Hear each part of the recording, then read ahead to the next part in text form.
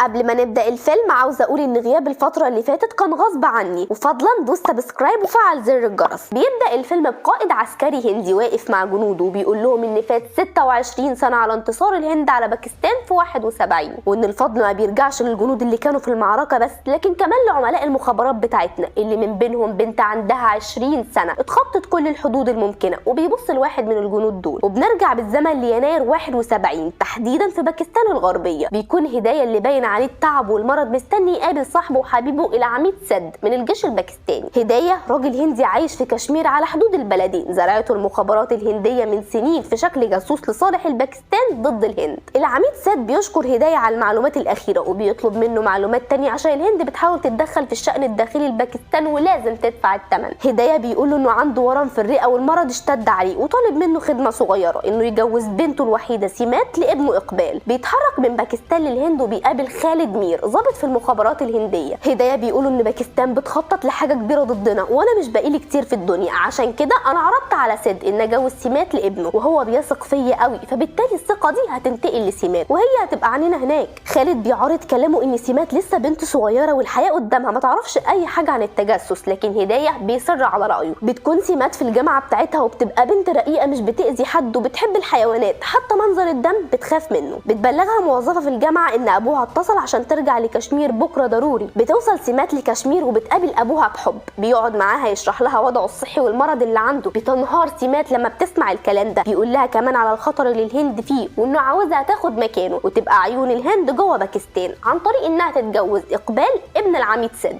سيمات بيقع عليها جردل ميه متلجه من الخبر ده. بالليل بيروح لها اوضتها يقول لها انسي اي كلام قلته الصبح، انا معرفش عقلي كان فين وانا بفكر ارميك الرميه دي. سيمات بتعارض كلامه وبتقبل المهمه بمنتهى الشجاعه. بتتقابل مع خالد مير اللي هيدربها وبتتحرك معاه على مكتب الاستخبارات في دلهي. بيعرفها على نيخيل اللي هيكون معاها اثناء التدريب. بتكون متوتره جدا لكن خالد بيهديها وبيقول لها شويه حاجات قبل ما تبدا تدريب. اولا ما تتصرفش من دماغها، ثانيا اي معلومه تعرفها مهما كانت صغيره تعرفهم بيها، ثالثا عينيها مفنجله ودانها مطرطقه 24 ساعه، واخيرا لو حست انها هتتكشف فهي في الغالب اتكشفت. بتساله تفتكر انا قد المهمه دي؟ قال لها مش عارف دلوقتي لكن بعد شهر اقدر اجاوبك. بتبدا رحله تدريب سيمات من نار وبمنتهى الدقه. بيعلمها طرق التجسس المختلفه وبيقول لها ما ينفعش تتصلي بينا مباشره من نفسك، بتدينا اشاره واحنا هنكلمك من الخط الامن. طول الوقت تبقي صاحيه ومركزه للي حواليكي، واي معلومه بتمررها لنا عن طريق شفره مورس وبيعلمها ازاي تستخدم الشفره دي. بيعرفها كمان الاسامي الحركيه لعيلتها الجديده، العميد سد لقبه النسر، وابنه الكبير الرائد محبوب الفار، ومراته منيره القط.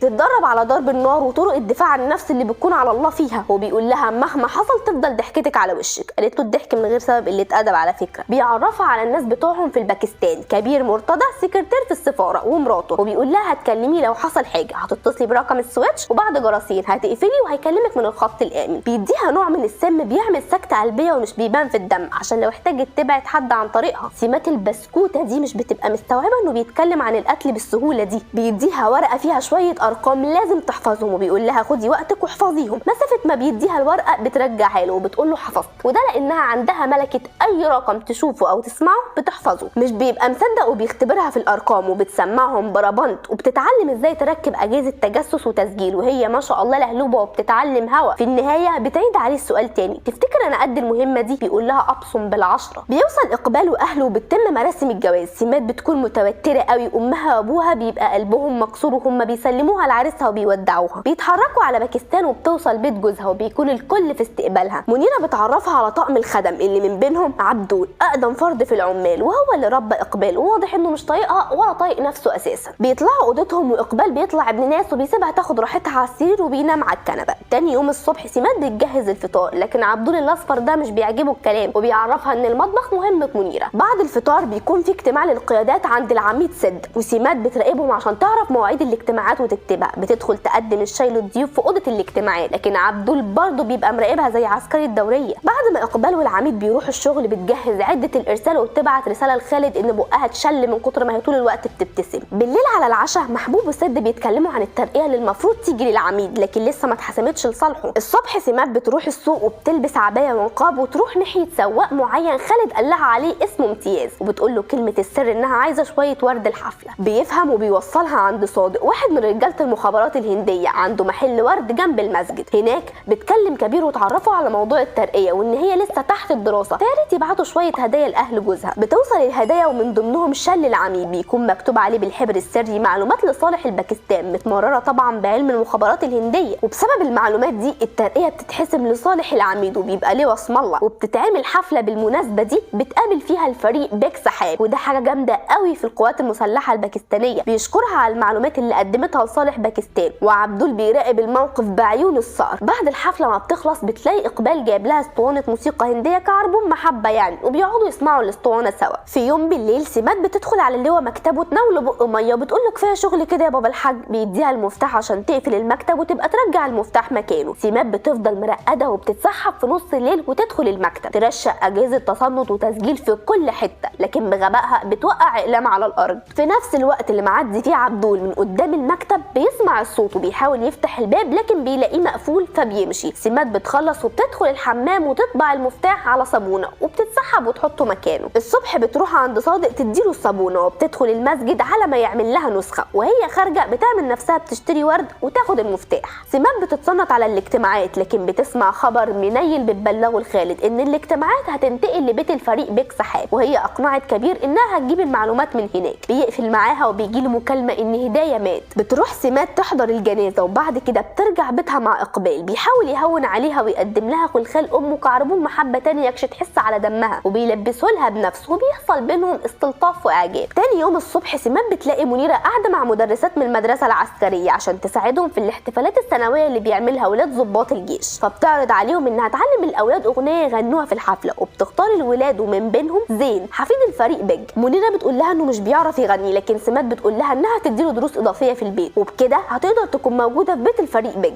بتبدا بروفات مع زين وطبعا بتكون بتراقب كل حاجه، فبتاخد بالها من ملف في ايد اللواء سد. لما بيمشي بتتسحب على اوضه المكتب وبتفتش في الملف، مش بتفهم اي حاجه خالص لكن بتلاقي صور غواصات واحداثيات في البحر. مره واحده مرات الفريق بيج بتفتح باب المكتب، سمات بتقول لها اسفه افتكرت الحمام من هنا. خالد لما بيبلغ القوات البحريه بالمعلومات اللي سمات شافتها في الملف وان في احتماليه ان باكستان تهاجمهم من البحر بسبب صور الغواصات والاحداثيات، القائد ما بيبقاش مقتنع بالكلام قوي. خالد بيقول له اتمنى ناخد بالنا بدل ما ناخد على قفانا. الصبح على الفطار اللواء سد وابنه محبوب بيتكلموا ان باكستان لازم تكون جاهزه للحرب وخلي الهند مشغوله بالجو واحنا هنجيلهم من البحر. بيقاطعهم عبدول اللي بيقول ان الفريق بيج بعت الملف ده عشان يتوقع، بيقول له حطه في المكتب. بالليل عبدول بيخبط على اقبال وبيقول له يجهز عشان في اجتماع مهم عند الفريق بيج. لما بيمشي سمات بتتسحب على المكتب وتاخد الملف، بتدخل الحمام وتبعت المعلومات اللي فيه، لكن العربيه بترجع تاني والعسكري بيقول لعبدول هات الملف من المكتب. بيروح يدور عليه ما بيلاقيهوش، فبيروح يدور عليه في اوضه محبوب. بتكون سمات خلصت وبتحطه على ترابيزه في نفس الوقت اللي اللواء بيدخل فيه، فبتقول له الملف اهو، بياخده ويمشي. بتطلع اوضتها بتلاقي عبدول كشف اجهزه الارسال وبيقول لها انا ما ارتحتش لسحنتك دي من اول يوم، وبيخطف الدراع بتاع وحده تشفير المعلومات ويجري بره البيت. سمات بتفضل تجري وراه في الشارع لحد ما بتلاقي عربيه بتركبها وتخبطه وتجيب اجله، وهي مش مصدقه اللي بتعمله. بتروح البيت وبتدخل في حاله صدمه وانهيار من اللي عملته. في الوقت ده بيكون خالد وفريقه بيحاولوا يفكوا رموز المعلومات دي اللي بتكون عباره عن احداثيات في المحيط الهندي واسم الغواصه اللي المفروض تنفذ العمليه عن طريق البحر. بيكون في حد انقذ عبدول وهو في المستشفى بيطلب يقابل الرائد محبوب. لما بيوصل بيلاقيه متدغدغ ومش عارف ينطق، بيحاول يقول له اسم سمات لكن مش بيعرف يتكلم. خالد لما بيبلغ القوات البحريه لتاني مره بالمعلومات المهمه دي برضه بيشككوا فيها لان مفيش حاجه وصلت له من الجيش او المخابرات بشكل رسمي، وان الافضل يستنوا شويه وكله في القليصه وتحت السيطره. محبوب بيوصل وبيبلغ اللواء ان عبدول قابل وجه كريم ولسه التحقيق مستمر، لكن لقوا معاه البتاعه دي وانه هيوديها التحليل الجنائي عشان يعرف ايه دي. سمات لما بتشوفها دمها بينشف. بيدفنوا عبدول وبعد الدفنه محبوب بيجمع كل العمال عشان يسالهم لو كان حد شاف عبدول وهو خارج، لكن محدش بيقول عقاد نافع. بعد كده بيدخل اوضته يدعبس فيها. سمات بتساله بيدور على ايه، بيقول لها اي حاجه تفهمه ايه اللي حصل، وبيسالها لو كانت شافته وهو خارج من البيت لان هي اللي لقت الملف. قالت له تعدمني يا اخويا ولا لمحته. بالليل سمات بتقول لاقبال انا هروح بكره المسجد اقرا الفاتحه على روح عبدول واوزع هدوم صدقه على روحه. قال لها اصيله جايه معاكي. الصبح اللواء سيد بيقول لاقبال ومحبوب يلا عشان هتيجوا معايا مركز القياده. محبوب بيقول له هحصلك لان انا رايح الاسم وبعد كده التحليل الجنائي، لكن سيد بيزعله انه يفكوا بقى من حوار موت عبدول ده ويركز على المدعكه اللي البلد فيها. محبوب بيصر على رايه. بيمشي اللواء سيد مع اقبال ومحبوب بيقول لسمات انه حس كان عبدول عاوز يقول اسمها، حاجه غريبه قوي. سمات بتستاذنه وبتتحرك على المسجد. بتروح لصادق عشان تكلم كبير لكن بيقول لها ان مش هينفع تتكلم في التليفون. بتروح عند واحد تاني وتكلم كبير، بتقول له الجو ملبش، القط خربشني الصبح. قال لها قبل ما الجرح يبقى اسوأ خلصي على القط، وقبل ما تمطر اشتري شمسيه. بتدخل المسجد تصلي وهي خارجه بتلاقي واحد من رجاله المخابرات بيقول قبل ما تمطر اشتري شمسيه، فبتشتري منه واحده. بتروح وبتحط السم في الشمسيه بنفس الطريقه اللي علمها لها خالد، وبتلم عده الارسال كلها واجهزه التصنت اللي كانت زرعاها في اوضه الاجتماعات وبتحطهم في شنطه وتخبيهم في اوضه عبدول عشان تلبسه حوار انه كان جاسوس. وهي نازله من على الكرسي بتبقى هتقع لكن ربنا بيسترها. بترجع اوضتها تاخد الشمسيه وتخرج، بتلبس العبايه والنقاب وبتروح لامتياز بيوصلها مكتب التحليل الجنائي. بتطلع وبتستنى محبوب على السلم، ولما بيوصل وهو طالع على السلم بتعمل نفسها هتقع وتسند عليه. في نفس الوقت بتغرس سن الشمسيه في رجله وبتخلع، ولا من شاف ولا من دري. بيتم القبض على صادق وامتياز. في الوقت ده الضابط في التحليل الجنائي بيقول لمحبوب ان استخلاص البصمات من البتاع ده مش هيبقى سهل ابدا، لكن هيحاولوا وكمان اسبوع هتكون النتيجه. وبيبقى قاعد باين عليه التعب، وهو نازل على السلم بيخلص خالص. بيتعمل له جنازه عسكريه، وفي العزاء سمات بتبقى قاتله القتيل وبتعيط في جنازته بسبب احساسها بالذنب. في يوم قبل ما اقبال يروح الشغل بيدخل ظرف لابوه وبيقول له الفريق باك سحاب بعد ده. بعد ما بيمشي سمات بتسمعه بيندف في المكتب، بتدخل تطمن عليه بيقول لها انا ما اعرفش البلد دي هتلاقيها منين ولا منين من الخونه. وبتلاقي على المكتب ورق عليه صور صادق وامتياز وكبير ومراته. سمات بتسمع الكلمتين وبتتصل بسرفار، وده بقى بقال في السوق. خالد قال لها لو حصل اي مصيبه تكلمه. بتقول له على كلمه السر وانها جايه خلال نص ساعه. بتتحرك على هناك وبتقول للمساعده كلمه السر، فبيدخلها مكان امان عشان تبلغه ان صادق وامتياز اتقبض عليهم والدور على كبير. فبيطمنها وبيقول لها لو حسيتي انك في خطر سيبي نور الحمام بتاع اوضتك والع من بالليل واحنا هنعرف نخرجك. يا دوبك بتمشي من هنا كبير بيلاقي 4 شيكه قدامه بيقبضوا عليه. بيكون خالد فقد كل وسائل الاتصال مع العملاء بتوعه في باكستان، فبيطلب من نخيل يجهز فريق دعم عشان يخرج سمات من هناك. بالليل سمات قبل ما تنام بتاخد بالها ان في فريق جاي يشوف لو في اي اشارات ارسال في البيت، فبتسيب نور الحمام مفتوح والاشاره بتوصل. تاني يوم الصبح اللواء بيخرج على شغله ومنيره بتروح بيت اهلها تهدي اعصابها شويه. ما بيكونش فيه غير اقبال وسمات في البيت. بتوصل عربيه بينزل منها خالد وهو عامل نفسه ضابط في الجيش الباكستاني اسمه بشير احمد. بيقابل اقبال وبيعزيه في محبوب على اساس يعني انه كان صاحبه وخدم معاه. سمات بتدخل ترحب بيه وبتيجي مكالمه لاقبال فبيسيبهم سوا. خالد بيقول لها انه هيستناها عند كروان بلازا في خلال ساعتين، بعد كده بيودعهم ويمشي. اقبال بيقول لسمات ان في نوع من انواع الارسال اترصد عندنا في البيت وفي بره فريق مراقبه ومحدش هيتحرك من البيت. مكتب المخابرات خدوا منيره عشان ياخدوا اقوالها وهيجيلك حد شويه كده. سمات بتتوتر جدا فبتتصل بسوريا مرات الرائد صديق تقول لها في شويه مشاكل ولازم اقابلك بس مش معايا عربيه. قالت لها ما تقلقيش انا هبعت لك العربيه. بتوصل العربيه وسمات بتتحرك معاها وبتقدر تخرج من البيت بسهوله. اول ما بتقابلها بتقول لها عبدول طلع جاسوس وبسبب كده احنا هنتبهدل لانه كان من العيله، والمخابرات خدت منيره. يرضيكي ارمله ضابط جيش تتعامل المعامله دي وانت رئيسه جمعيه زوجات الضباط؟ ده حتى يبقى عيب والله. سوريا بتعمل مكالمه وبتقول لها خلاص منيره مروحه دلوقتي والمراقبه اللي عند البيت هتترفع. سمات بتنشكح جدا لكن قبل ما تمشي بيجري عليها ابن سوريا اللي كانت بتدربه مع الاطفال على الاغنيه. في الوقت ده